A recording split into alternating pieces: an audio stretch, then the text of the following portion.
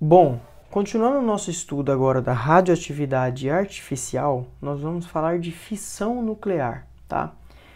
Como é que é a história da fissão, antes da gente detalhar o conceito de fissão mesmo, como é que foi descoberta a fissão nuclear?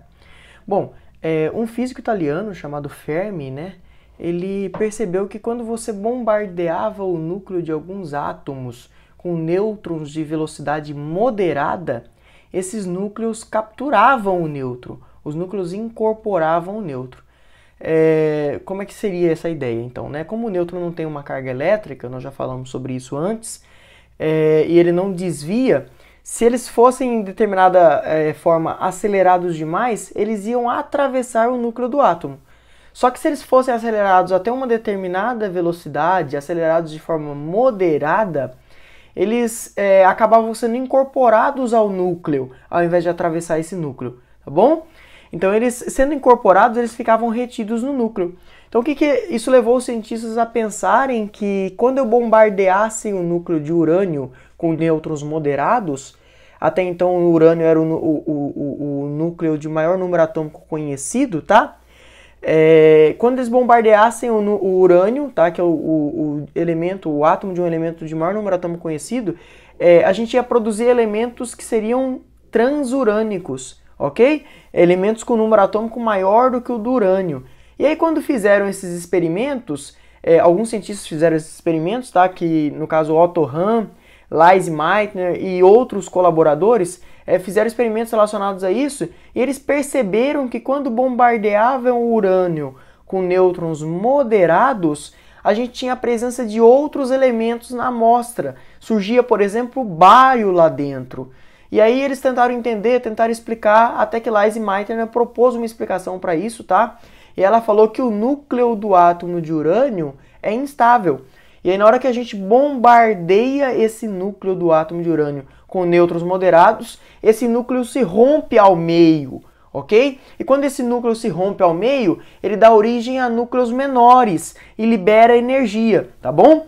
Então o que é a fissão nuclear que foi descoberta então nessa tentativa de produzir núcleos de número atômico maior do que o do urânio? Bom, esse fenômeno observado é a fissão nuclear, tá?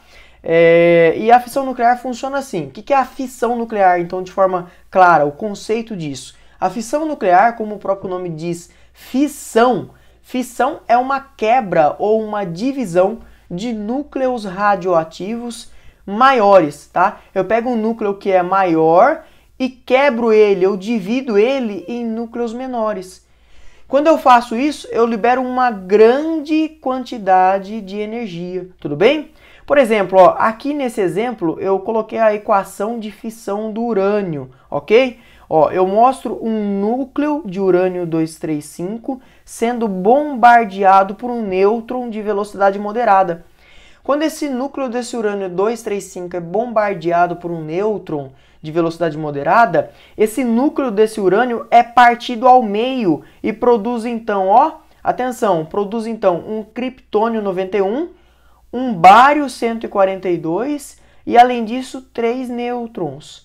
Além dessas partículas envolvidas aí como produto, nós temos ainda a liberação de energia, ok? Eu vou fazer um desenhozinho aqui para que a gente consiga entender isso melhor, ok? Então aqui eu tenho urânio 235, beleza? Esse urânio 235 ele é bombardeado com um nêutron, tá? Eu tenho um nêutron de velocidade moderada.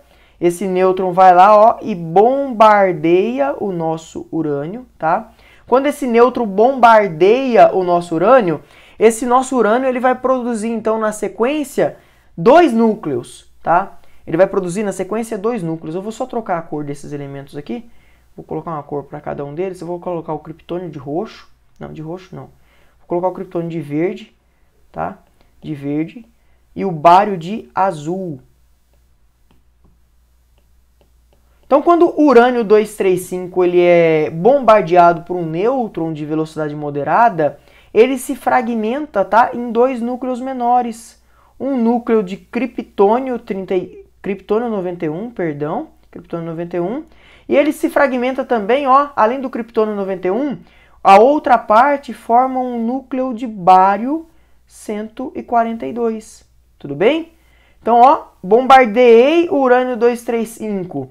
Na hora que eu bombardeio o urânio 235, ele é transformado em criptônio e em bário, ok? Bom, quando isso acontece, além disso, ainda são liberados 3 nêutrons. Então, vou desenhar aqui, ó, 3 nêutronzinhos saindo desse átomo de urânio, tudo bem? Saindo do núcleo desse urânio, beleza? Então, ó, esse urânio, então, ele foi fragmentado, foi dividido, foi, de certa forma, quebrado em 2 núcleos menores e, além disso, produzir 3 nêutrons. Além da liberação dessas partículas, né, houve, então, uma grande liberação de energia, tá? Estou representando de vermelho aqui como se fosse uma explosão, uma enorme liberação de energia. Preste bem atenção aqui que eu já vou introduzir um conceito muito importante, tá? Se esses 3 núcleos, esses 3 nêutrons que foram produzidos em quantidade adequada, em velocidade adequada, encontrar outro urânio 235, tá? Encontrar outro urânio 235, o que vai acontecer com esse outro urânio 235? Bom, esse urânio 235 que foi bombardeado por esse primeiro nêutron aqui, ó, vai ser partido, vai ser quebrado, vai ser fissionado. E quando isso acontecer, eu vou produzir de novo um núcleo de criptônio, tá? De criptônio 91. Além desse núcleo de criptônio 91, eu ainda vou produzir um núcleo de bário 142, ok? Além desse núcleo de bário 142, eu vou liberar ainda, ó, mais 3 nêutrons, ok? Vou liberar ainda, ó, mais 3 nêutrons desse núcleo de urânio que foi partido. Só que isso aqui, ó, é um nêutron só, tá? Preste bem atenção. Isso aqui é um nêutron só quando encontrou outro núcleo de urânio. Mas e se tivesse mais núcleos de urânio, tá? O que é que aconteceria? Aconteceria com esses outros nêutrons. A mesma coisa que aconteceu aqui. Então preste bem atenção. Esse nêutron, ó, esse nêutron que bombardeou um núcleo de urânio, né? Vou até desenhar ele mais para cima aqui, ó. Não foi só ele que bombardeou um núcleo de urânio. O outro nêutron também, ok? Então esse outro nêutron vai encontrar com outro núcleo de urânio e vai produzir também criptônio, bário, tá? E os 3 nêutrons. O outro terceiro nêutron, perdão, vai colidir com outro núcleo de urânio. E quando isso acontece, de novo a gente vai ter uma outra fissão, beleza? Então só estou passando para baixo aqui para liberar espaço para a gente. E eu consegui distribuir esse desenho melhor aqui, tá, galera? Desculpa aí a bagunça que eu fiz. Beleza? Então, ó, vamos lá de novo. Quando esse primeiro núcleo se partiu, ele produziu um nêutron. Esse nêutron colide, então, com outro átomo de urânio 235 e provoca a fissão nesse outro urânio 235, libera mais 3 nêutrons, tá? O nêutron do meio vai colidir com outro urânio e o nêutron de baixo vai colidir com outro urânio também. Se você perceber aqui, ó, no primeiro caso, eu tenho um núcleo de urânio sendo bombardeado, depois eu tenho 3 núcleos de urânio sendo bombardeados. Aqui, como eu tenho 3 nêutrons, eu posso ter mais 3 núcleos de urânio sendo bombardeados para cada urânio anterior, né? Então, ó, mais 3 núcleos de urânio aqui, porque eu tenho 3 nêutrons sendo produzidos. Aqui mais 3 núcleos de urânio, ok? Então, quando a gente faz isso, você percebe que no primeiro teve um núcleo de urânio, depois teve 3, depois teve 9, depois a gente vai ter 27 e aí por diante. Se você observar bem, isso é uma progressão geométrica lá da matemática. E aí esse conceito aqui, gente, eu já quero estender para o conceito de reação em cadeia. O que é uma reação em cadeia nesse exemplo, tá? A fissão de um núcleo inicial de urânio 235, quando libera 3 nêutrons, ao encontrar com mais urânio 235 disponível na amostra, eu provoco a fissão de átomos de urânio sucessivamente, tá? Essa fissão de átomos de urânio de forma sucessiva, tá? Encadeada, é chamada de reação em cadeia, ok? Então o urânio 235, quando ele é fissionado, tá? Ele é partido, tá? Ele vai liberar 3 nêutrons que, quando encontrarem 3 urânios, esses outros 3 urânios vão sofrer fissão de novo. Cada um deles vai fissionar mais 3 urânios na sequência, porque foram produzidos 3 nêutrons. Então, se eu tiver uma determinada massa físsil, o que é uma massa físsil? É uma massa de urânio que pode ser fissionada. Se eu tiver uma determinada massa físsil certa, adequada, em proporção adequada, eu vou ter uma reação em cadeia. Isso que eu representei aqui para você é um negócio chamado de reação em cadeia, beleza? Então, a fissão de um núcleo de urânio provoca a fissão de outros núcleos de urânio, porque eu tenho uma massa físsil e tenho nêutrons sendo produzidos, tá bom? É importante lembrar que cada fissão dessa aqui vai liberar uma quantidade de energia, tá? Uma grande quantidade de energia, beleza? Estou representando isso aqui como se fosse uma explosão, tá? Como se fosse uma explosão.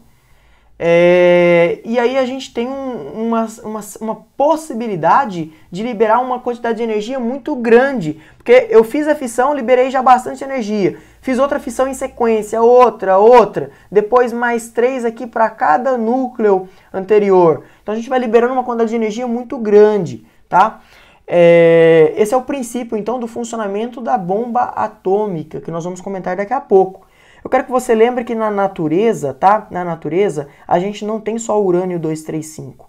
Na natureza, a gente tem diversos isótopos do urânio, tá? O primeiro isótopo do urânio é o urânio 238, tá? O urânio 238, ou seja, o isótopo do urânio que tem número de massa 238, tá? Ele é 99,27% dos átomos de urânio na natureza, ok? O urânio 235 é 0,72%.